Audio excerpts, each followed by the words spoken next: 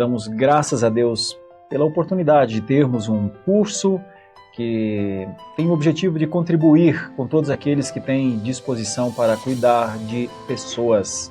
Para lidar com as questões da vida diária, em todos os momentos, ao longo de toda a história, a Bíblia é suficiente. Eu imagino que você tenha curiosidade de saber qual é a diferença entre uma coisa e outra, visto que, olhando de longe, qualquer par de gêmeos parece ter a mesma cara. Esse é o nosso tema, administração de conflitos.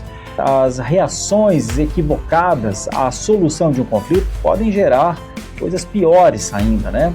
Cada um desses proponentes usa uma linguagem própria, uma perspectiva própria, mas em algum momento, Entwistle entende que eles acabam usando uma metáfora em comum, que é a metáfora da... E agora nós vamos estudar isso, então vamos mergulhar nessa discórdia familiar generalizada que é a família de Jacó. Eu gostaria então de dar início à nossa aula de hoje da suficiência da Escritura Sagrada, falando um pouco sobre a história desta irmã, Tranian. O que fazer quando a situação expõe os pecados sem que se tenha argumentos para a defesa? Essa perspectiva, que para muita gente parece exagerada, na verdade ganha um certo peso quando você para pensar que Sigmund Freud chegou a se referir ao trabalho do terapeuta como o pastor secular de almas.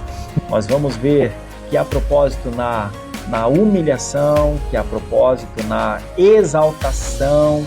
Nós vamos ver tudo isso aqui nessa história. Chegamos àquele que eu creio foi o influenciador intelectual por trás de todo o movimento moderno de aconselhamento que ressurge na década de 60. Então eu espero que com essa explicação você entenda que a diferença crucial parece um detalhe, mas quando você lembra da cenoura você percebe que esse detalhe faz toda a diferença, é que o integracionista pega a cenoura da terra e enfia na boca.